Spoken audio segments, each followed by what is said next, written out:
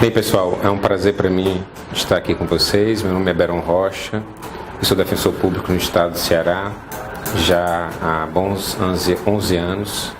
Então, temos uma experiência prática dentro da Defensoria Pública nesse bom tempo que nós já passamos atuando. É um prazer enorme estar aqui com vocês, atendendo ao convite do Rafael, da Cristiane, e sabe que é tão gratificante para mim quanto para vocês que está participando aqui dessa aula. E estou aqui também para aprender com vocês. Então, é fundamentalmente uma troca que nós vamos fazer aqui.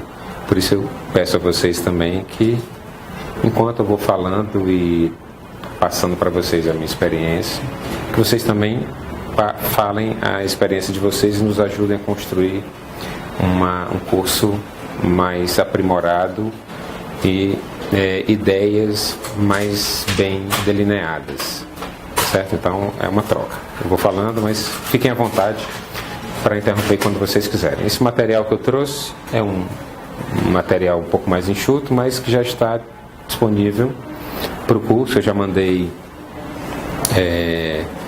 em formato PDF para o e-mail do curso, então deve já talvez estar disponibilizado aí para vocês já de imediato. Acho que vocês todos têm acesso rapidamente, mas já deve estar disponibilizado para todos, tá certo? Bom, hoje nós vamos falar sobre acesso à justiça, mas o acesso à justiça na perspectiva do novo regime de custas do Código de Processo Civil de 2015, o novo CPC. Essa parte inicial do acesso à justiça, com certeza, os professores que vieram aqui, os professores de direitos humanos, de processo civil, de legislação da defensoria pública, de processo penal, acho que todo mundo de constitucional, que vem e fala sobre acesso à justiça, né? Deve ter ouvido já os professores falando. Eu não vou repetir muitas das coisas que já se foi falado, até porque pelo tempo de 3 horas eu quero me concentrar no regime de custas para a gente esmiuçar bem o regime de custas do novo CPC. Ele fica aí a partir do artigo 98 do CPC, então quem tiver o computador aí já olha, quem tiver código olha no CPC, quem não tiver, mas tiver celular, celular também serve para consultar códigos, né? Que na nossa modernidade, né? Nas pós-modernidade, a gente utiliza muito para acessar as redes sociais, né? Por incrível que pareça, também serve para a gente olhar outras coisas. Dá para ver no site do Planalto.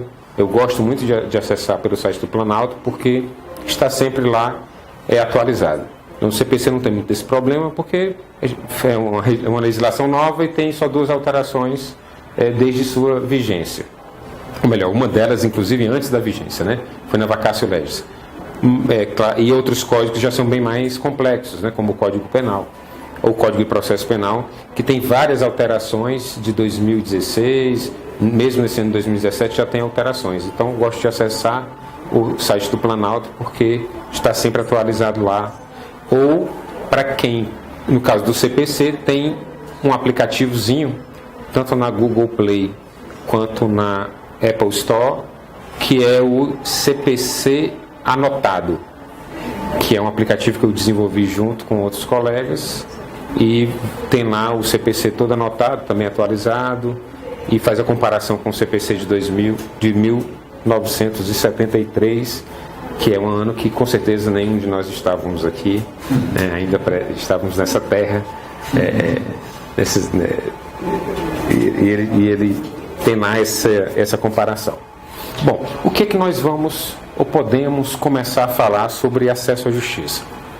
Então, de tudo aquilo que vocês já ouviram, já conversaram, do acesso à justiça, as dimensões do acesso à justiça, o acesso à justiça como um acesso ao poder judiciário, uma primeira visão, o acesso à justiça como um acesso a uma ordem jurídica justa, e aí não só o judiciário, mas um acesso a um processo justo, um processo em que tenha um juiz imparcial, um processo em que tenha o devido processo legal, respeito ao contraditório, respeito à ampla defesa, que tenha uma razoável duração do processo. Isso também é acesso à justiça.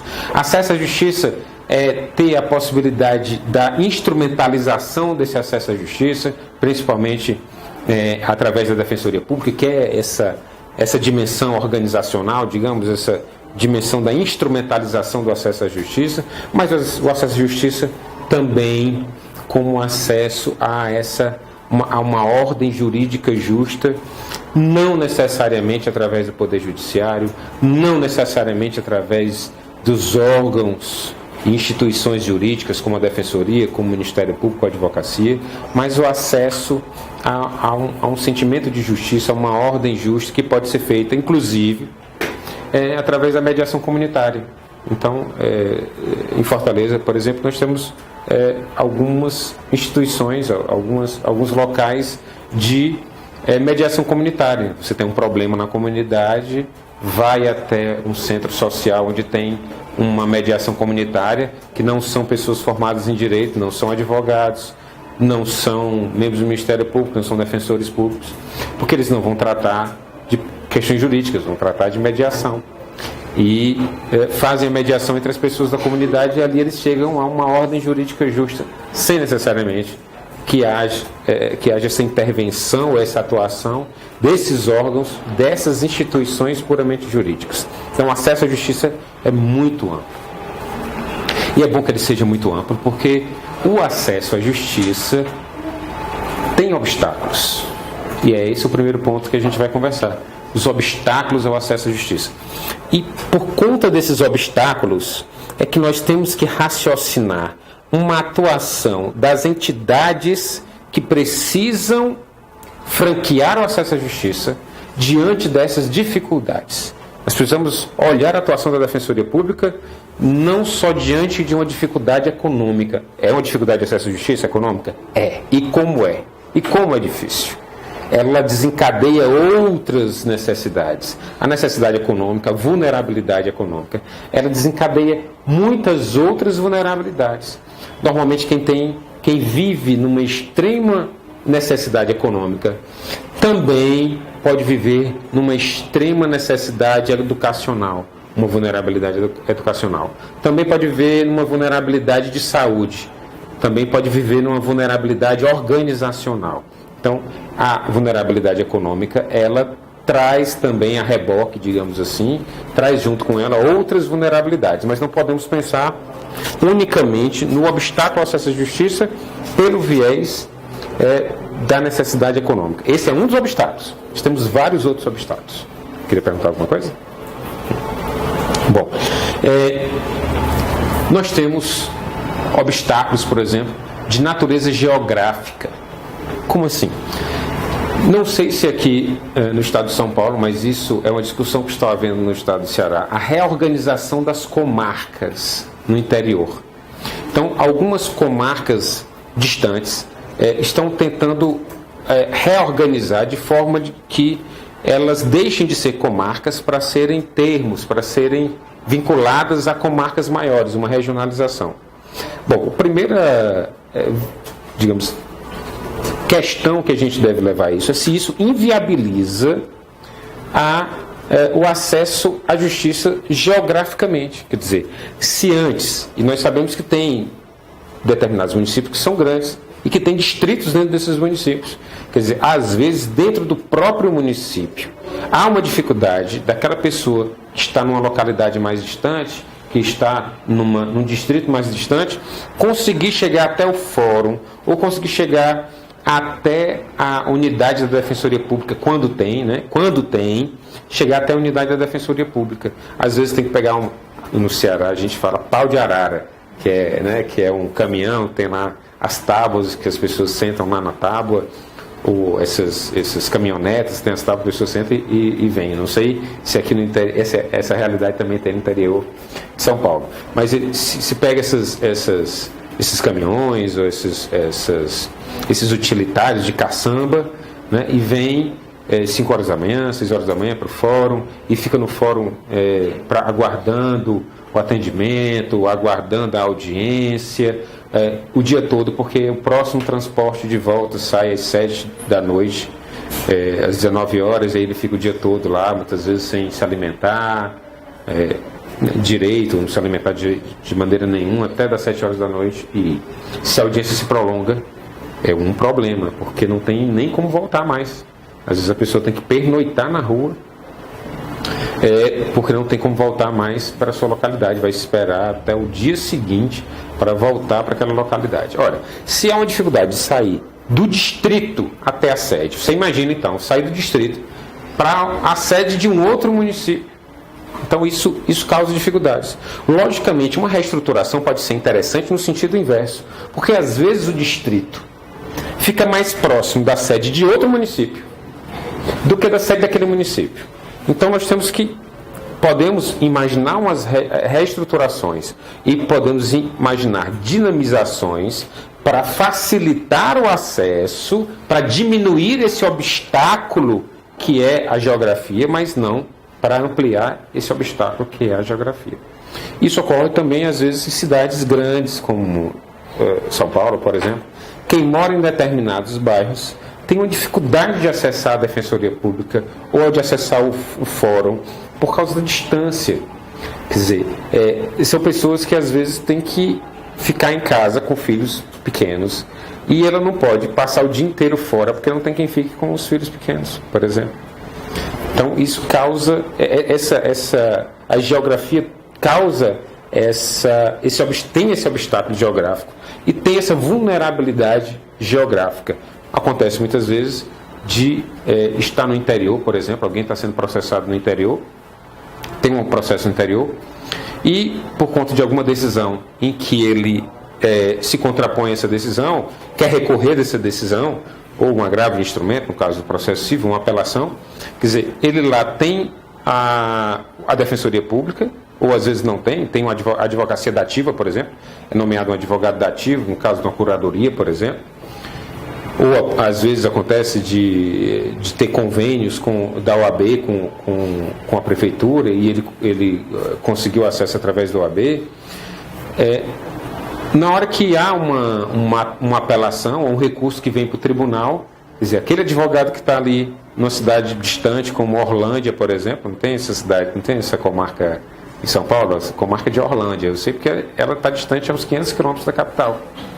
Então, o advogado dativo ou o advogado conveniado não tem como ele vir de Orlândia para a sede do Tribunal de Justiça para fazer a sustentação oral daquele processo. Então, essa distância geográfica também causa isso. Mesmo a pessoa que tem lá em Orlândia condições de pagar um advogado, mas talvez ela só tenha condições de pagar advogado para atuar naquela situação ali. Ela não tem como gastar, por exemplo, o advogado se deslocar até a capital, pagar a hospedagem do advogado, para o advogado atuar aqui numa sustentação oral para depois voltar. Então, às vezes, a capacidade econômica ela é possível até um determinado ponto e depois não há mais como a pessoa abarcar essa capacidade econômica por causa dessa geografia. Então, é uma dupla vulnerabilidade, digamos, geográfica e econômica.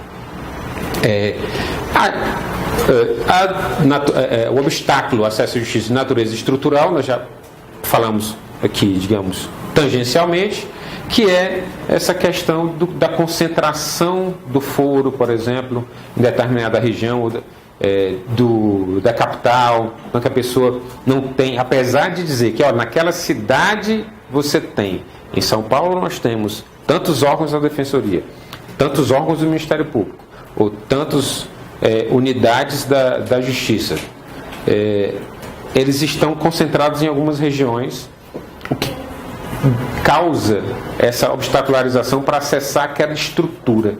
Determinadas estruturas são maiores, determinadas estruturas são menores. Então existem esses obstáculos estruturais também, horários de funcionamento de determinados locais, começam às vezes muito cedo, começam muito tarde e a pessoa não consegue acessar por conta daquela estrutura que está ali.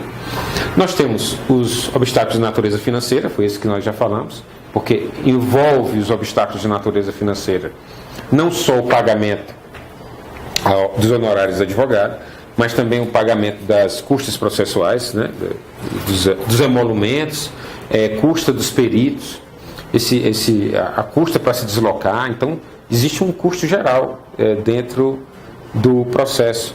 Certidões que têm que ser retiradas, ou averbações que devem ser feitas, pagamento de determinados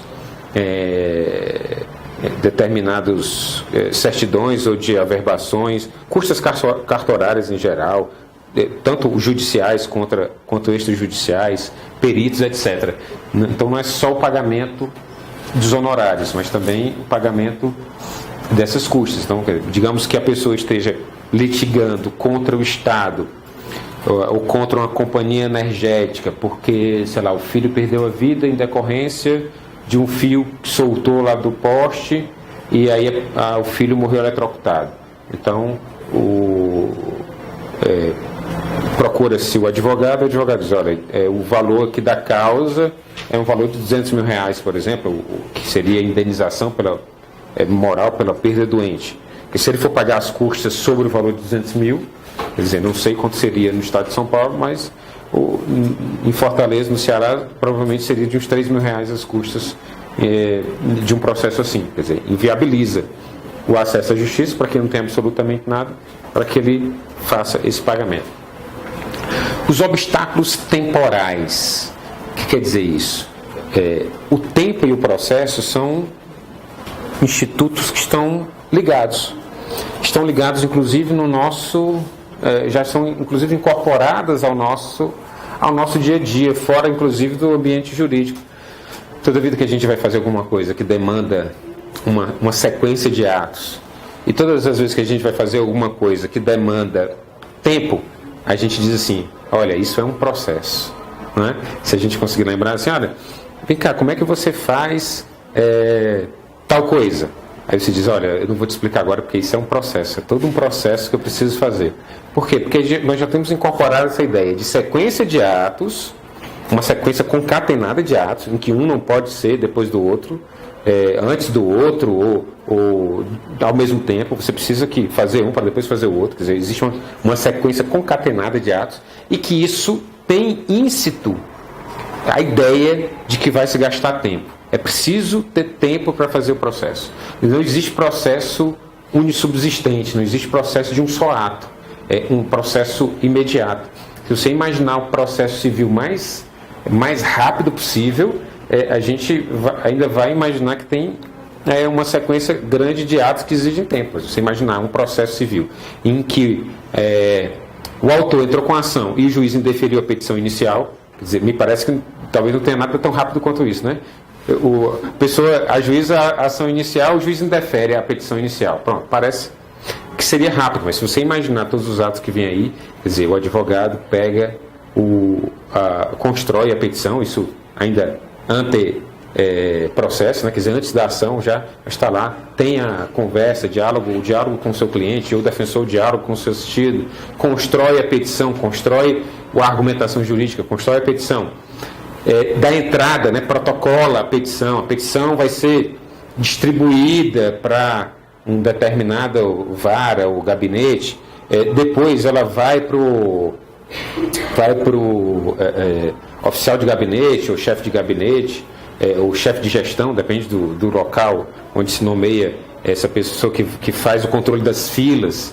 Aí ela vai olhar se realmente era para lá a distribuição, vai autuar, né, já no sentido eletrônico de autuação, não mais no sentido físico da autuação, que era pegar a petição, colocar numa capinha, numa pastinha, anotar lá a data que foi entrada e tal. Quer dizer, essa ideia física da autuação agora tem que dar a uma ideia eletrônica da autuação, que é ver a fila onde está, passar para uma outra fila, que é a do juiz, né? Colocar para o juiz ver como está a petição, o juiz vai pegar aquela petição, vai ler a petição, vai analisar a petição, e aí ele vai verificar se tem ali os pressupostos processuais, se realmente a distribuição deveria ser para ele, porque pode ser que se fosse prevenção para outro juiz, né, tivesse alguma questão ligada à prevenção para outro juiz, vai ver se tem litispendência, vai ver se não é uma coisa julgada, se realmente ele tem competência para atuar naquele processo.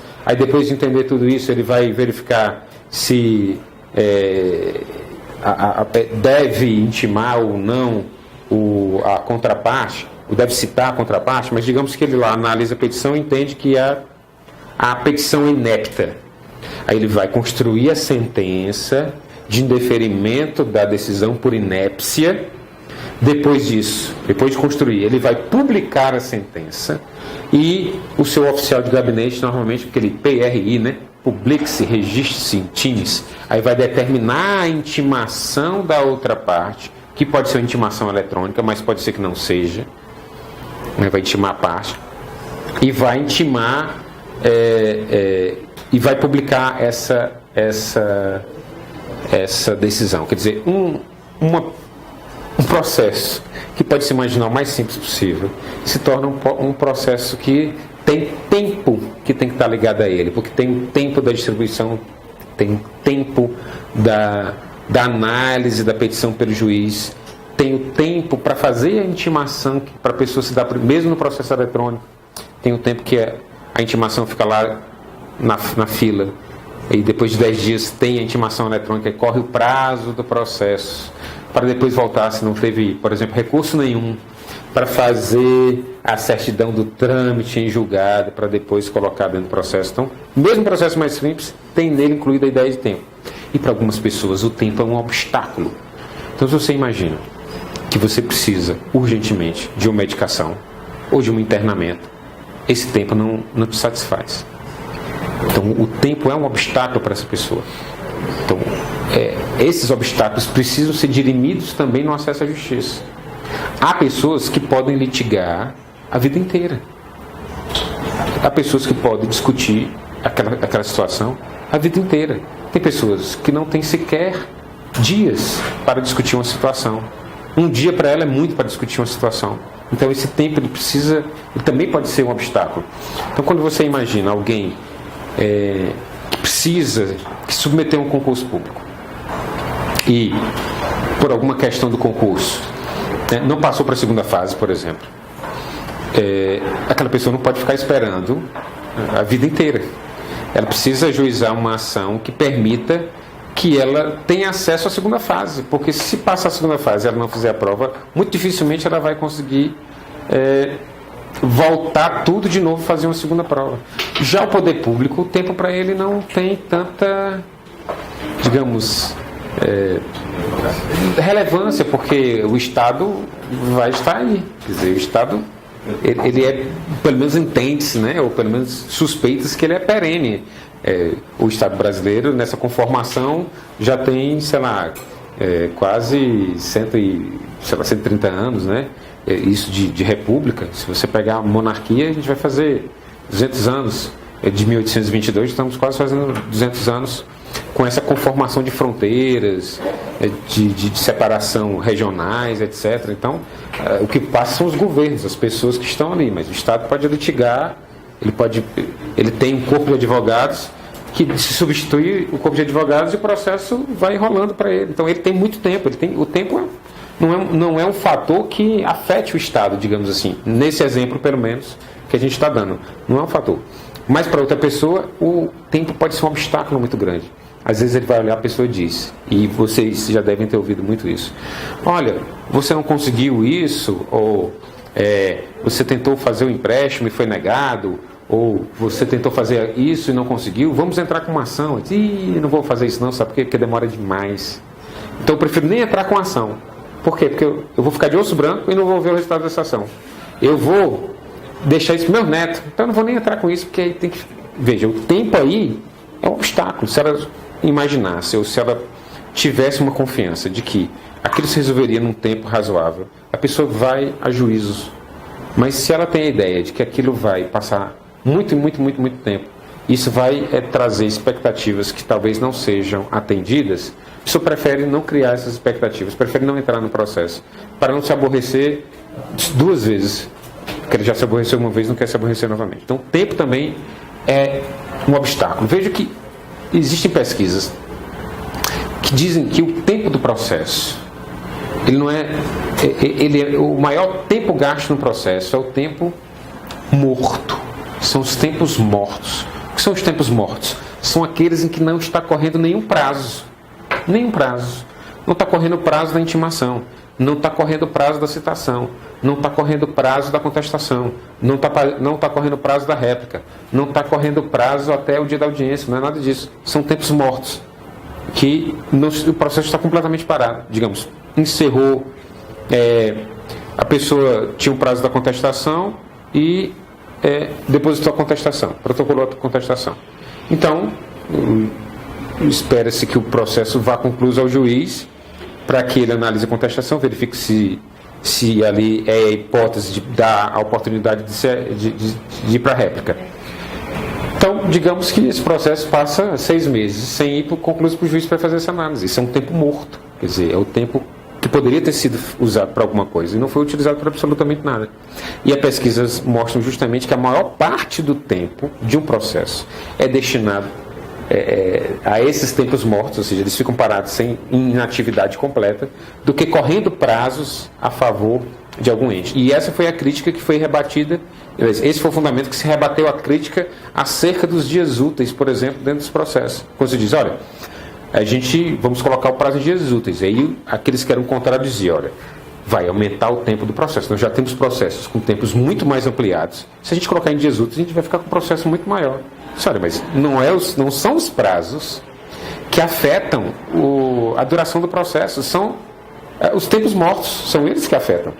Então, no juizado especial, você imagina, tem lá 3 ou 4 prazos, e se você der em dobro aqueles prazos que são dados no juizado, você aumenta, 20 dias.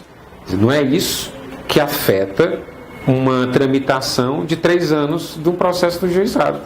20 dias não impacta com força ou de maneira significante num processo de juizado que tem uma duração de 3 anos. Então é muito melhor atender a uma uniformidade de prazos, né, do que, ao invés de atender a uniformidade de prazos, você cria uma ideia de prazos diferenciados para um lado ou para o outro e não verifique que, na verdade, aquele prazo em dias úteis não impacta no tempo real do processo.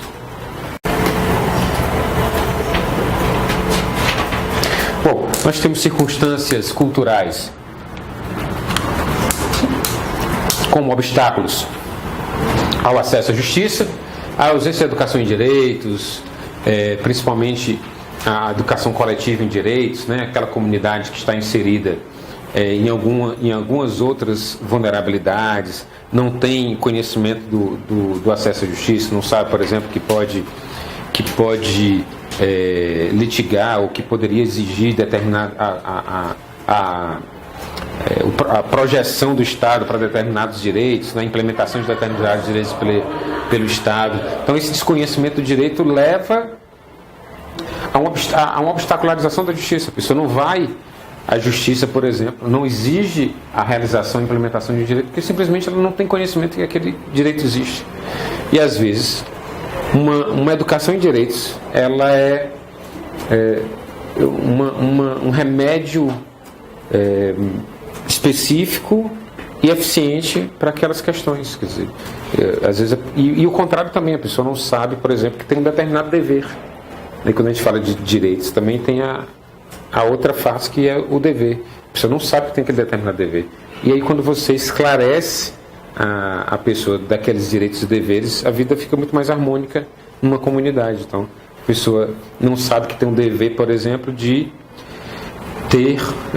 manter um determinado silêncio em determinados horários.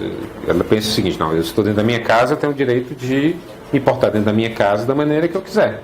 Já que eu estou dentro da minha casa, isso é minha propriedade privada, então aqui é inviolável o meu domicílio, então eu posso me portar da maneira que eu quiser.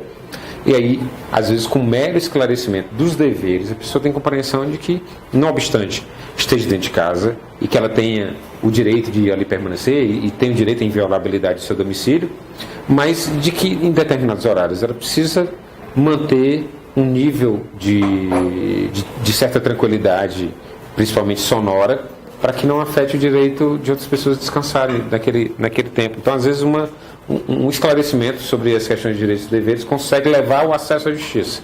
A educação em direitos tem é uma ferramenta fortíssima para isso, né? A educação em direitos, ela impacta na vida das pessoas. E eu tenho essa crença e que a educação em direitos, ela deve ser direcionada também pela Defensoria Pública, que tem como uma das suas missões a educação em direitos, a difusão dos direitos humanos.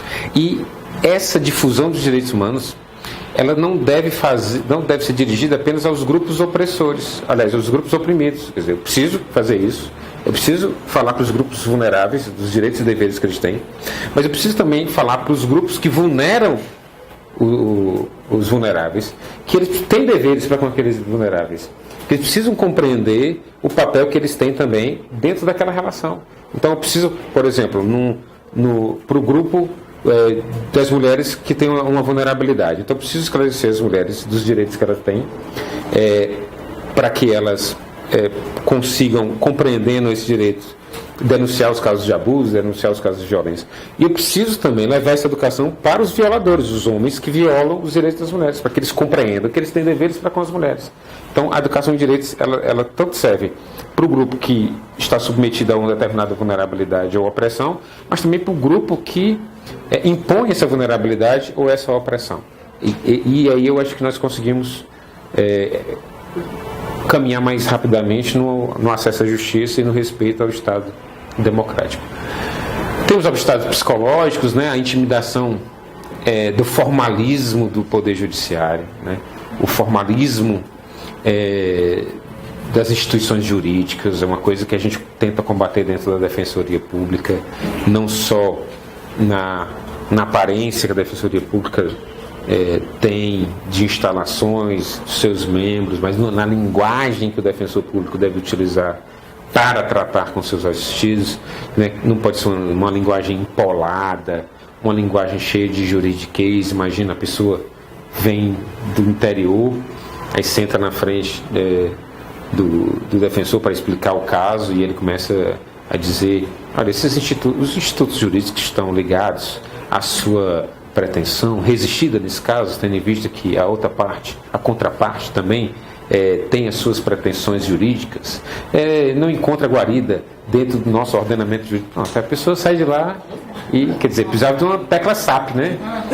Para poder ir traduzindo o que a pessoa está dizendo para uma linguagem comum. Quer dizer, exemplos de academia, as pessoas dão um exemplo que é completamente dissociado da realidade daquela pessoa. Imagina, vai dar um exemplo para... chega lá para alguém, um agricultor lá do sertão, aí vai dar o exemplo dos, sei lá, dos esquimós. A pessoa é dissociada da cultura dele, né? Não, é porque no caso que a pessoa atirou num urso, não sabe o que é urso na vida dele, nunca viu um urso, né? Vai falar do urso polar, quer dizer, imagina o que é o iglu. Tem que dar explicar numa linguagem que a pessoa compreenda, seu dia a dia, né? Olha, não, dá um tiro um caçaco, né? Aí a pessoa já sabe que é um caçaco, né? Eu não sei. Ele vai falar do leão, vai falar da onça, né? Quer dizer, você encontra paralelos na cultura de cada um para que você entenda. Você vai falar com o agricultor, você dá ideia. Mas vai falar do processo. O processo demora. Aí você pode dar... Você fala na linguagem do agricultor. Olha, o senhor, quando quer colher o milho, o senhor tem que primeiro lavrar a terra, tem que lá tirar os tocos lá da terra, lavrar, colocar a muda, cobrir, adubar, aguar, ela vai crescer, vai esperar o tempo certo. O processo é assim também, quer dizer, ele vai entender a sua linguagem. Se você fala para a dona de casa que faz, olha, sabe o bolo que a senhora faz? Pois é, a senhora tem que ir lá comprar os ingredientes do bolo, misturar, e tem que ser tudo numa sequência, porque você não pode botar o fermento antes da massa, o fermento tem que ser depois, para depois levar para o forno, esperar o tempo certo do tempo que fica no forno, para depois esfriar, para depois comer, porque senão queima a língua. Acabou de tirar do forno, vai tacar a mordida, você queima a língua. Então você tem como explicar uma coisa que parece ser complicada, que é o tempo que o processo leva, mas numa linguagem que a pessoa tem acesso. Isso é possível, e isso é uma obrigação que a gente tem. Nós temos que, não podemos ser defensores de gabinete. O defensor público, ele tem que entender e compreender que ele tem uma alma dupla, ou ele precisa estar metade dele, um pé dele tem que estar firmado dentro do fórum, dentro do mundo jurídico, mas o outro pé dele tem que estar com o pé na comunidade, com o pé na lama, com o pé onde seja, na areia, no mato, onde as pessoas estão. A Defensoria Pública precisa ir aonde as pessoas estão. Não creio numa defensoria pública de gabinete, em que a pessoa fica trancada resolvendo os problemas do mundo sem ter acesso ao mundo real e conversar com as pessoas reais. Então, esse excesso de formalismo causa essa intimidação nas pessoas. Isso é notório. Né? As pessoas se sentem, quando elas vão a um fórum, por exemplo, e dizem, olha, que alguém acionou judicialmente, porque, sei lá, uma terra teve que... a divisão errada da terra, ou porque o vizinho, a árvore está caindo para o outro, uma questão assim. Aí a pessoa diz, olha, estou morrendo de vergonha, porque eu nunca na minha vida pisei no fórum, isso é para mim uma ofensa. Quer dizer, aquele excesso de formalismo psicologicamente afeta a pessoa. Isso é um obstáculo também que precisa ser tratado por todos os operadores, principalmente em relação à linguagem. Não? Professor, você não acha que eu não sei como que é a realidade da defensoria do Ceará, mas a partir do meu exemplo, a partir da minha vida mesmo. Onde eu moro tem aproximadamente 30 quilômetros de distância da unidade mais próxima da defensoria. Uhum. Aqui em São Paulo, todas as unidades, inclusive os cursos de educação de direito, são todos no centro. A defensoria não tem uma responsabilidade também em estar saindo um pouco do discurso para ser mais prática na vida das pessoas? Sim, sim. Para isso que nós temos a ouvidoria externa. Quer dizer, nós somos um órgão do sistema de justiça que tem uma ouvidoria externa. Quem senta para ser ouvidor, ou seja, quem é eleito como ouvidor, não pode ser alguém de dentro da instituição, tem que ser alguém de fora da instituição. Por isso que deve promover audiências públicas para ouvir o público na construção dos planos anuais, né, dos planos de atuação bianual, na construção dos orçamentos. E precisa ouvir a comunidade por isso. Quer dizer, esse é um mecanismo fortíssimo de que a Defensoria Pública não se feche nela mesma. Então, e a gente precisa usar isso. Né? A gente precisa saber lidar com isso e precisamos equilibrar isso dentro da Defensoria Pública. Então, é uma porta de entrada, uma porta aberta, em que a pessoa a comunidade, a sociedade deve utilizar para dizer quais são as suas prioridades. Não sou eu, defensor, que estou sentado lá no gabinete, que às vezes, vindo até de fora, né, digamos, poderia ter feito o concurso do Estado de São Paulo e vir ser defensor público de São Paulo sem conhecer a realidade de São Paulo, sem conhecer a realidade da região de São Paulo onde eu vou. Se ela vai para o norte de São Paulo, para o sul de São Paulo, a região leste, a região oeste, quer dizer, uma região industrial, uma região mais agrícola, eu não conheço aquela região. Passei 40 anos morando no Ceará e venho ser defensor público que não conheço a região. E aí imagina se eu vou conseguir dizer qual é o melhor lugar onde eu devo fixar a defensoria pública sem ouvir as pessoas. Então essa alteração que foi feita lá em 2009, a partir da Lei Complementar 132, é isso que diferencia a Defensoria Pública das outras instituições. E isso precisa ser muito bem utilizado, porque isso precisa ser replicado nas outras instituições. Você imagina se o Poder Judiciário tivesse um órgão externo que dissesse, olha, a justiça que eu quero não é a justiça de metas, não. Eu não quero a justiça de metas, assim, sentenças em série. Eu quero lote de sentenças, mesma sentença para todo mundo. Não é isso que eu quero. Eu não quero encarceramento em massa, não. Eu quero, por exemplo, a comunidade dizer, olha, eu quero que as decisões de prisão preventiva sejam analisadas a cada 3 ou 4 meses. Aí tem um provimento, sei lá, do órgão especial, dizendo que os juízes devem reapreciar as prisões preventivas a cada 4 meses, para ver se realmente é caso de manter aquela prisão preventiva, evitando que a pessoa fique um ano. Já aconteceu isso, de fazer um atendimento no presídio e ter alguém preso há 1 ano, com alvará. Só que no processo foi concedido o alvará, mas não foi feito os expedientes. Não foram feitos os expedientes, a pessoa ficou 1 ano presa. Quer dizer, isso... a gente não consegue imaginar. Quem consegue imaginar? E ele me disse, mas é o que eu digo, se tem alguém que precisa acreditar na palavra do preso, do acusado, esse é o defensor público, isso é o advogado. Por mais que a história dele seja completamente absurda, você precisa acreditar na palavra dele. Quer dizer, parece absurdo a pessoa dizer, doutor, eu estou aqui preso há 1 ano com alvará e ninguém me solta. Parece uma história absurda, você precisa acreditar na palavra dele. Precisa acreditar. E eu fui, por acreditar, eu fui atrás. Fui lá, Fui lá nos autos, li os autos inteiros, encontrei. Estava lá, realmente, o alvará de soltura, só que não tinha sido expedido. Na mesma hora, comuniquei ao juiz, na mesma hora, comuniquei ao presídio, para que ele pudesse ser solto. Então, tem que acreditar. Você tem que acreditar naquela história. Porque se você não acreditar, acabou o mundo, né? Imagina, a pessoa diz, eu sou inocente. Né? Ou não fiz desse jeito, fiz de outro jeito. Se você, que está fazendo a defesa, não acreditar nele, então, quer dizer, quem poderia acreditar? Você é o último bastião, às vezes. A defesa é o último bastião em que a pessoa se segura. Você precisa acreditar naquela história, logicamente, proporcional, de maneira proporcional, né?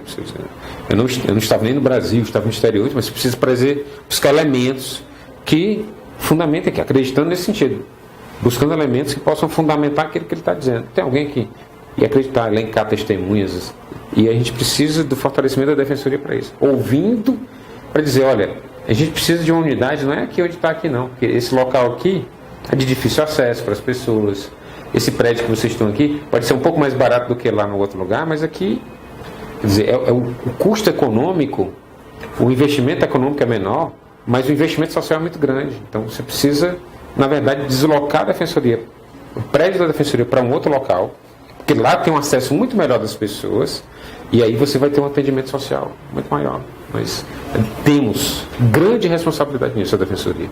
Uma grande responsabilidade. Temos que ouvir a comunidade, e um dos principais instrumentos para isso é a ouvidoria, são as audiências públicas, é o orçamento participativo, e essa participação das pessoas dentro da defensoria pública.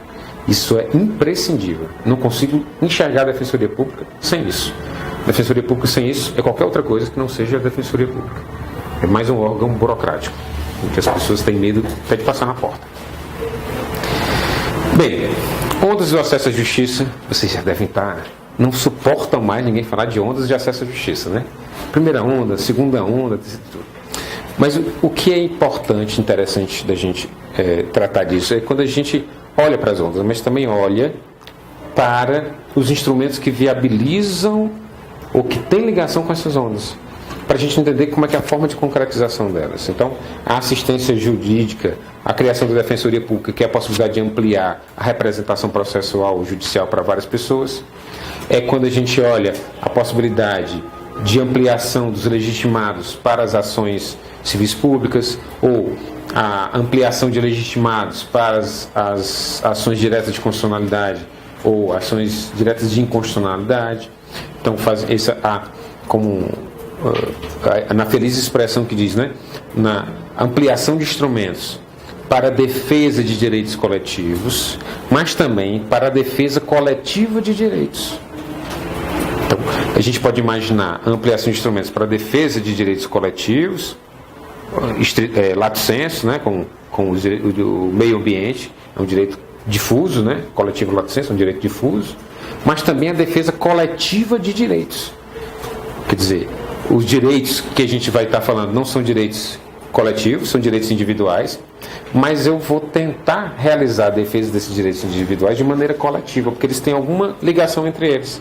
Então, quando você pensa num habeas corpus coletivo, por exemplo, como que está em curso, como está em trâmite no STF, o HC 143641, que trata da possibilidade de substituição da prisão preventiva pela prisão domiciliar das mulheres grávidas ou parturientes, né, até com crianças até 6 anos, de que seja de ordem objetiva, ou seja, o legislador diz, como é o Estatuto da Primeira Infância, essa interpretação da Defensoria, o legislador diz que para realizar essa substituição, isso é uma análise objetiva. A pessoa está grávida, deve se substituir pela prisão domiciliar.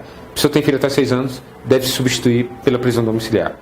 E apenas se houver questões de ordem subjetiva que impeçam a substituição, é que ela não vai ocorrer. Quer dizer, o que precisa fundamentar não é a concessão da substituição. O que se fundamentar é a não concessão da substituição.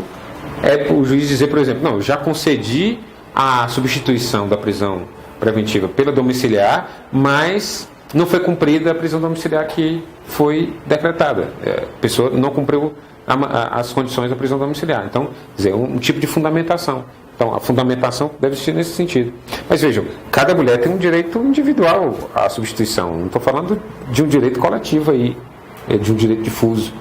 Mas um habeas corpus coletivo é essa maneira de eu tutelar coletivamente aqueles direitos ali. Então, um só HC em que eu possa chamar, eu consigo abrir para intervenção, porque quem entrou com esse HC foi um coletivo aqui de São Paulo, acho que Advogados pelos Direitos Humanos, Advogados de Direitos Humanos. A Defensoria Pública do Ceará entrou no processo, apresentando as dificuldades, dizendo o número de mulheres que tinham dentro do presídio nessa situação. Depois outras defensorias públicas entraram também. Me parece que não sei se foi esse HC específico que o Instituto de Direito de Defesa ou foi o BCCRIM que entrou também como amicus curiae dentro do processo. Então permite que outros atores venham e participem da construção desse processo. Então, e a terceira onda, digamos assim, uma terceira maneira de enxergar o acesso à justiça é quando eu possibilito o acesso à justiça, como já falei anteriormente, através de outras formas, através da mediação, através da conciliação, educação em direitos. Então, quando eu expando a concretização da justiça para além de elementos formais ou instituições formais, quando eu divido essa responsabilidade, mas também os investimentos e orçamentos. Não adianta dividir responsabilidade sem dividir orçamentos, né? Quer dizer, é inimaginável que eu tenha um Código de Processo Civil aprovado em março de 2015, publicado, né, sancionado, publicado, promulgado em março de 2015, que entra em vigor um ano depois, em março de 2016, e que nesse ano inteiro, mesmo que existiam lá previsões e disposições prevendo que as mediações ocorreriam em todos os processos, ou pelo menos em quase todos os processos, o poder público, nomeadamente o Poder Judiciário, não tomou iniciativas para concretizar as casas de mediação, por exemplo, o centro de mediação até a entrada em vigor, até a vigência da norma. Então, em um ano, quando chegou em março de 2016, nenhum tribunal tinha um centro de mediação preparado para isso. Quer dizer, nós estamos ampliando o acesso à justiça através de outros mecanismos, mas além de dividir as responsabilidades, além de ampliar, nós precisamos também ampliar o orçamento para isso. Quer dizer, não dá para concentrar o gasto em formas tradicionais de resolução do conflito, dizendo que nós podemos acessar outras formas, sem que não vá orçamento para isso. Então, quer dizer, precisa-se dessa compreensão, né, de que precisa de orçamento para essas outras também, porque senão você não coloca orçamento e depois diz, olha, mediação não funciona, então não vamos fazer mais mediação, porque não funciona. Mas é lógico que não funciona. Não houve um centro formado, quer dizer, os centros vão se formando agora. Não teve investimento para isso, não teve capacitação, não teve ampliação do quadro de mediadores. É lógico que não vai funcionar. Não tem como funcionar. Você precisa dar estrutura. Com a estrutura, realizar essas formas, digamos, diversificadas de acesso à justiça, para depois você fazer uma análise, né, uma avaliação se funcionou ou se não funcionou. Você não pode não implementar e depois dizer que não funciona. Não combina isso, né? Não tem lógica. Bom, precisamos também, deixa eu pegar uma aguinha aqui, precisamos também o que se quer dizer quando a gente trata de assistência judiciária, que a gente trata como justiça gratuita ou gratuidade da justiça, que é essa nomenclatura que está sendo trazida no CPC 2015, né? Gratuidade da justiça, ao invés de justiça gratuita. Assistência jurídica. Temos justiça gratuita ou gratuidade da justiça, assistência judiciária e assistência jurídica. Olha, quando eu falo de gratuidade da justiça, quando eu falo de justiça gratuita, eu estou falando principalmente daqueles gastos que se tem para acessar o sistema de justiça. É por isso que eu falo de justiça gratuita ou de gratuidade da justiça.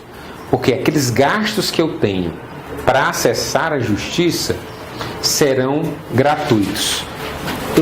Vocês botam gratuitos entre aspas, porque a gente vai explicar exatamente o que é quando se fala de gratuidade da justiça. Eu não estou realmente dando uma justiça gratuita. Não estou. Quando eu digo que eu vou até adiantar já para que a gente já comece a construir o conceito. Quando eu falo de gratuidade da justiça, de justiça gratuita, eu não estou dando justiça de graça, não. Não existe isenção. Não existe isenção.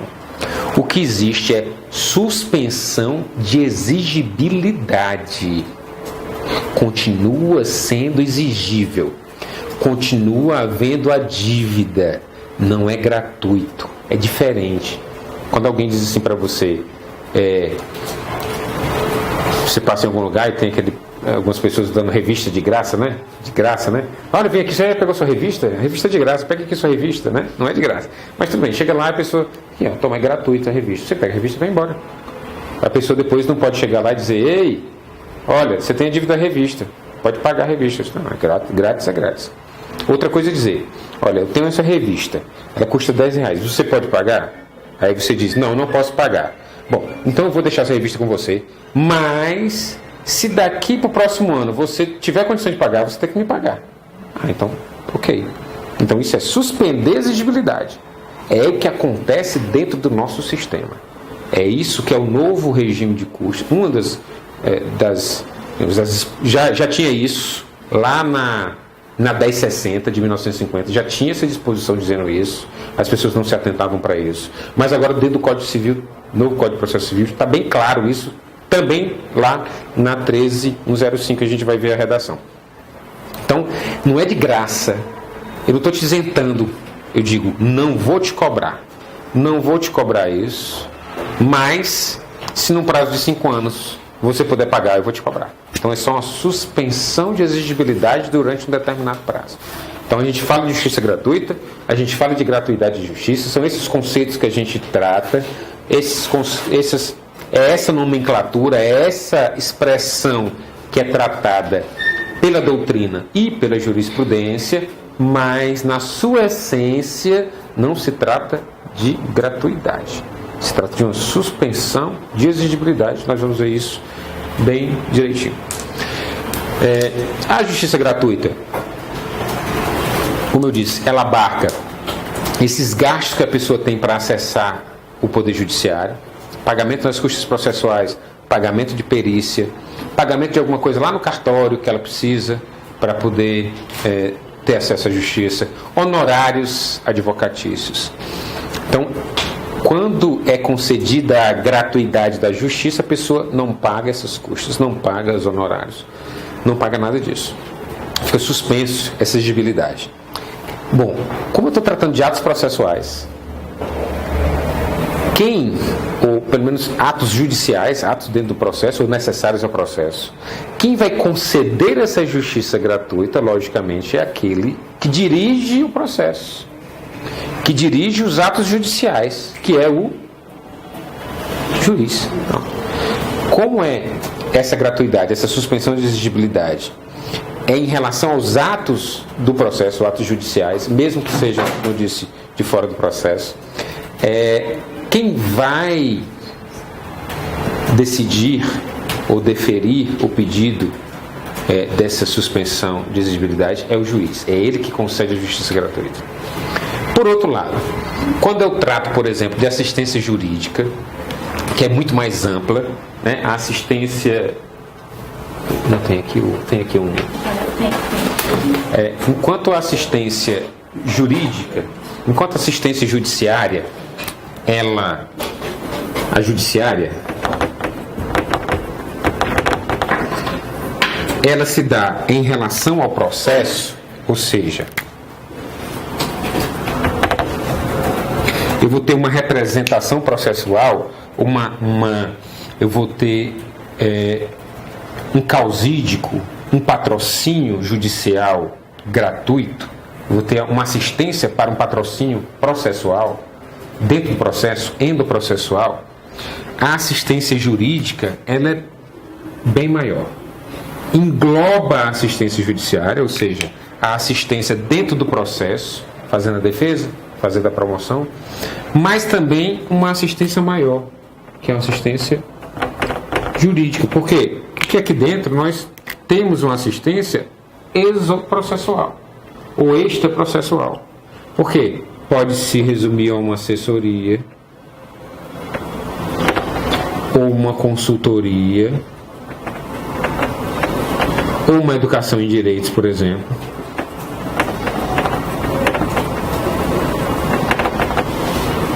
Que não tem relação direta com o processo. Vou dar um exemplo bem claro para vocês.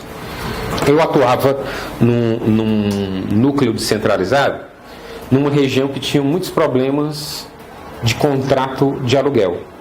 Então, sabia que a Defensoria estava instalada num núcleo descentralizado, e as pessoas passaram a ter o costume de ir até a Defensoria com seus contratos de aluguel para pedir uma consultoria. Disse: olha, eu estou aqui com um contrato, mas antes de assinar o contrato de aluguel, eu queria que a Defensoria Pública olhasse se as cláusulas estão tudo direitinho, para a gente evitar depois eles me cobrarem alguma coisa diferente, que não esteja aqui incluído.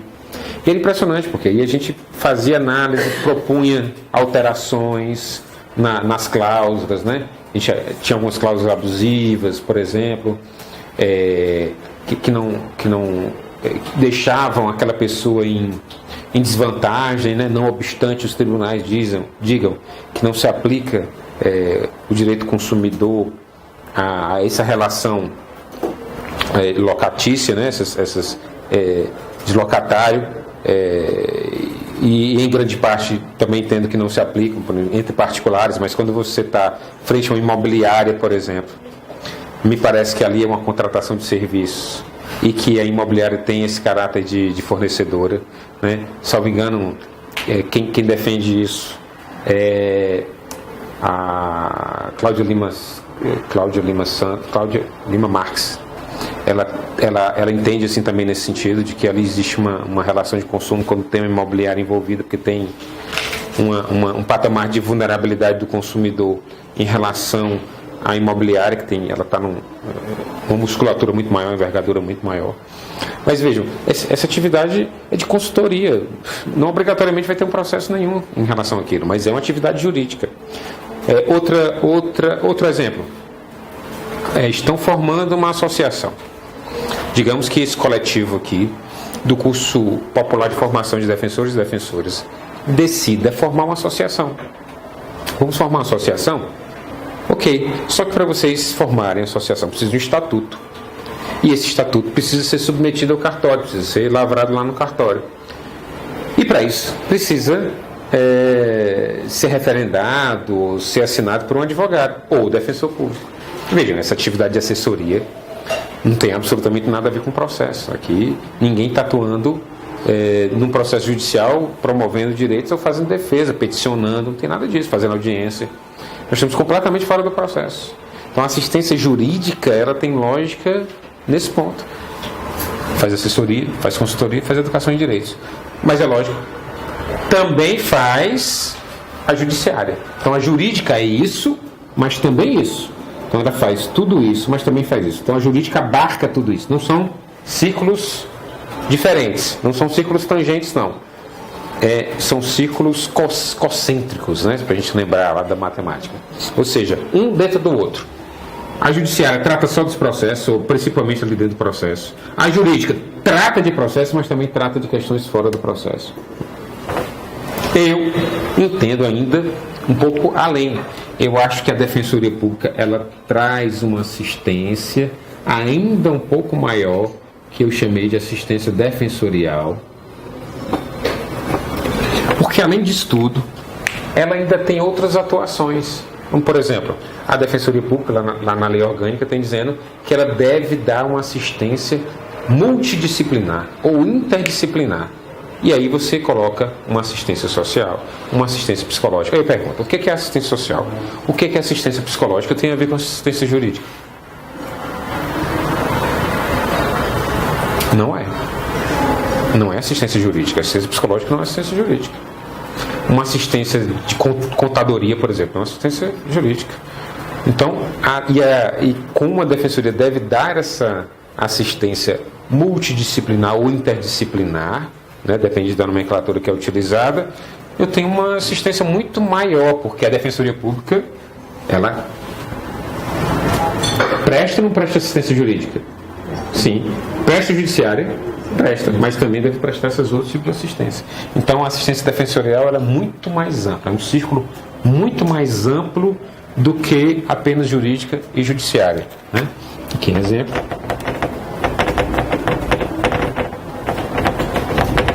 O assistência social.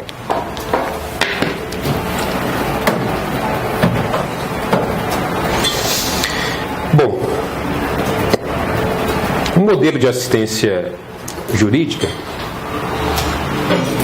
vocês também já devem ter ouvido, já devem ter dialogado sobre isso.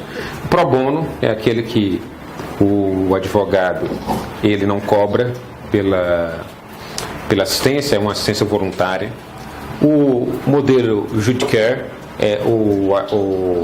normalmente o Estado paga o profissional liberal para realizar assistência, né? Dentro do modelo Judicare, aqui no Brasil nós temos o advogado dativo, né? O advogado conveniado, esse modelo em que existe o profissional liberal e o Estado paga o profissional liberal para realizar, ou o escritório para realizar aquele serviço de assistência.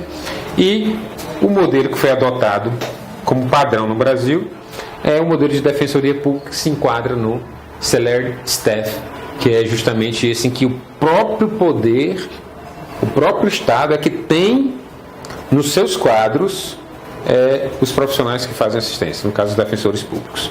Então esse foi a defensoria pública, é esse modelo que foi adotado. Então, se houver, por isso que se houver defensoria pública instaurada ou instalada ou estruturada, quem deve prestar assistência jurídica deve ser o defensor público. Por que se diz isso? Digamos, você está numa comarca do interior, onde, lá em São Carlos, por exemplo, que tem defensoria pública, tem núcleo da defensoria pública, e o juiz não pode nomear, por exemplo, um dativo no processo se ele tem um defensor público atuando lá. Então existe essa obrigatoriedade de, estando a defensoria pública estruturada, quem deve ser nomeado, não se fala nomeação, mas quem deve atuar dentro do processo é o defensor público e não o advogado dativo ou não o advogado conveniado, que já está lá. É uma ordem preferencial, digamos assim. É isso que temos lá na lei complementar, né? O serviço de assistência jurídica gratuita deve ser feito pela Defensoria Pública e não por outros órgãos, estando a Defensoria Pública instaurada. Logicamente, se está numa comarca em que não tem Defensoria Pública, então vai atuar os outros atores, né? Ou a advocacia dativa ou a advocacia conveniada para atuar. Isso me leva a lembrar de uma coisa que também esqueci de falar antes. A justiça gratuita, a gratuidade da justiça, ela é decidida, é deferida ou indeferida pelo juiz, porque é ele que controla esse processo, é ele que é o presidente desse processo, é a ele que é endereçado o pedido. Se você quiser gratuidade da justiça, ou seja, isenção, suspensão de execução, de exigibilidade das custas processuais, você tem que dirigir esse pedido ao juiz. Doutor, eu não posso pagar as custas. O senhor pode, então, me conceder a gratuidade da justiça? Ele que vai deferir, eu indeferir, nós vamos ver as formas disso acontecer. Mas a assistência jurídica ou assistência defensorial, quem é que decide sobre isso? Quem é que presta essa assistência? É a defensoria. Ora, se quem presta essa assistência à defensoria, a quem você vai fazer o pedido? A defensoria. Então, não é o juiz que decide pela assistência jurídica, é a própria defensoria que decide pela assistência jurídica. Então, o deferimento ou indeferimento é feito pela Defensoria Pública. Daí porque, quando o juiz pega um processo penal, por exemplo, que o réu não apresentou, o réu foi citado e não apresentou a defesa preliminar, a resposta escrita à acusação, o juiz deve intimar a Defensoria Pública para que ela analise se ali é caso ou não de atuação dela. e não nomear a defensoria, porque não existe nomeação da defensoria pública. Ou ela atua porque é caso dela atuar, ou ela não vai atuar porque não é caso dela atuar. Então não adianta o juiz nomear o defensor público para um processo em que não é caso dele atuar, em que ele não vislumbra ali, por exemplo, a ocorrência de qualquer vulnerabilidade. Então, não sendo esse caso, o defensor vai fazer a manifestação dele. Eu já fiz algumas assim, receba a nomeação como intimação, analisa o caso concreto, verifico que não é caso de atuação da defensoria pública porque não encontro nenhuma vulnerabilidade aparente, não é caso de vulnerabilidade econômica, não é caso de vulnerabilidade isso. Aí você diz, dessa forma, recuso o encargo. Pronto, essa é a sua manifestação.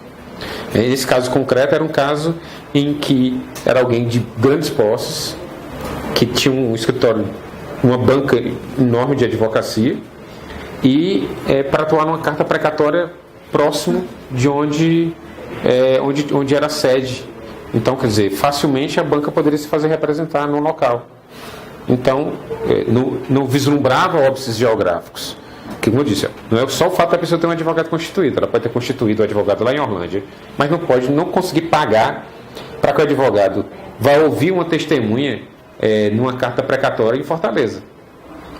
Então, assim, não tenho como pagar uma passagem aérea para ouvir a testemunha lá em Fortaleza. Então, preciso de que a Defensoria Pública faça a advocacia faça a audiência da carta precatória, porque assim, eu não tenho condições para isso. Eu tive condições de contratar advogado nenhum, eu não tenho condições de contratar advogado para viajar isso tudo.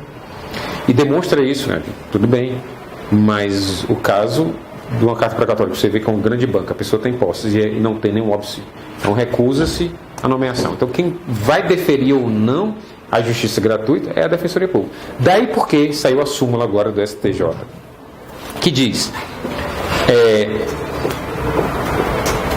que a pessoa, mesmo sendo assistida pela Defensoria Pública, pode não fazer jus à justiça gratuita, à gratuidade da justiça. Então, mesmo que ela seja assistida pela Defensoria Pública, ela pode não fazer jus à gratuidade da justiça. Então, pode ocorrer da pessoa ter gratuidade da justiça e não estar assistida pela Defensoria, porque o outro lado também, o Código de Processo Civil diz isso muito bem, quer dizer, não é o fato de você estar sendo assistido, de você estar sendo patrocinado por um advogado privado, que você não faz justiça gratuita, não tem nada a ver. Você pode estar com um advogado privado e mesmo assim fazer jus à justiça gratuita.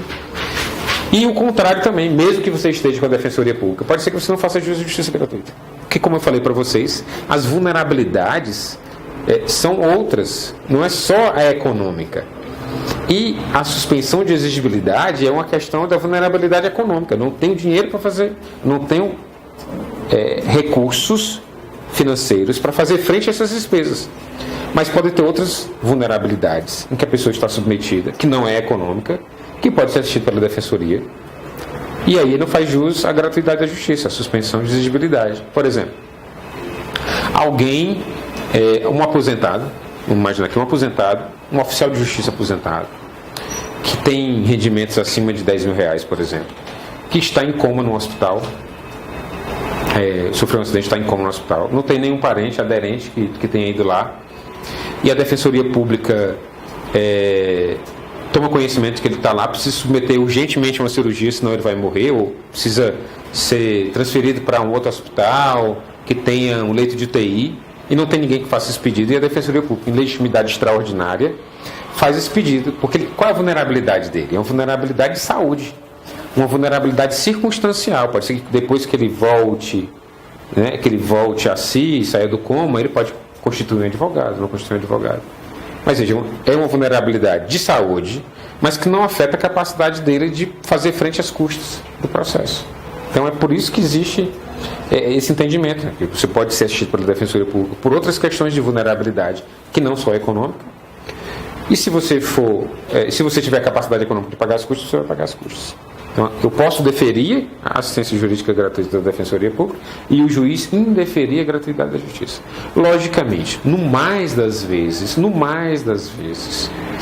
ordinariamente o atendimento da Defensoria Pública é em prol das pessoas que não têm condições de pagar, não têm capacidade econômica. Apenas em casos muito pontuais como esses é que a pessoa tem condições de pagar, mas está submetido a outras questões de vulnerabilidade. E eu falei isso para dizer justamente que o Estado, quer dizer, o defensor natural, nesse caso, é a Defensoria Pública.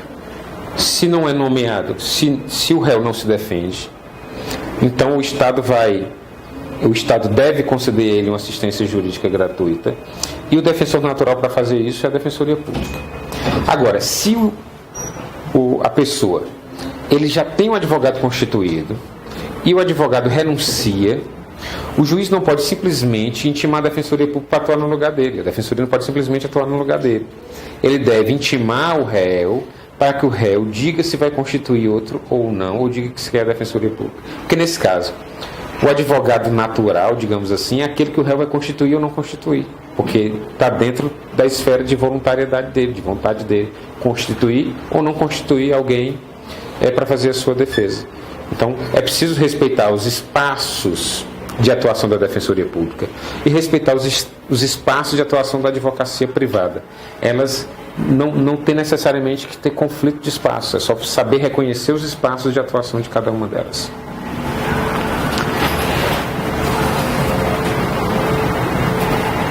Bom, o modelo brasileiro nós já falamos, que é o de Defensoria Pública. Isso está consubstanciado em normas constitucionais, né, dizendo que todos têm direito à assistência jurídica gratuita, que o Estado não vai excluir a apreciação do Poder Judiciário sobre lesão ou ameaça de direito, Defensoria Pública aqui com a redação já dada pela Emenda Constitucional 80, que é essencial, permanente, expressão e instrumento do regime democrático, orientação jurídica, promoção de direitos humanos, defesa em todos os graus, judicial e extrajudicial, já colocou extrajudicial aqui, né? Dos direitos individuais coletivos também já está aqui expressa nessa nova redação dada pela Emenda Constitucional 80.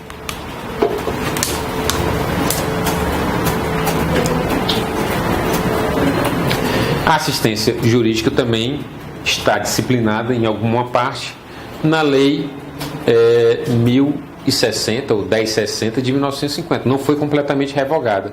Ainda tem algumas disposições que estão vigentes. É uma longevidade gigantesca, né? A Lei de 1950 não foi completamente revogada. Ainda tem algumas disposições que são vigentes. Estão vigentes naquilo que não conflitar com os artigos 98 a 102 do novo Código de Processo Civil, que é onde está disciplinada a gratuidade de justiça. Bem, o que quais são as despesas que são abrangidas na gratuidade da justiça? Bom, agora finalmente entrando na gratuidade da justiça, finalmente entrando no regime de custas do novo Código de Processo Civil, que está disciplinado ali principalmente entre o artigo 98 e 102. Também tem esparsamente em outros locais, mas principalmente ali no 98, 99, 100, 101 e 102.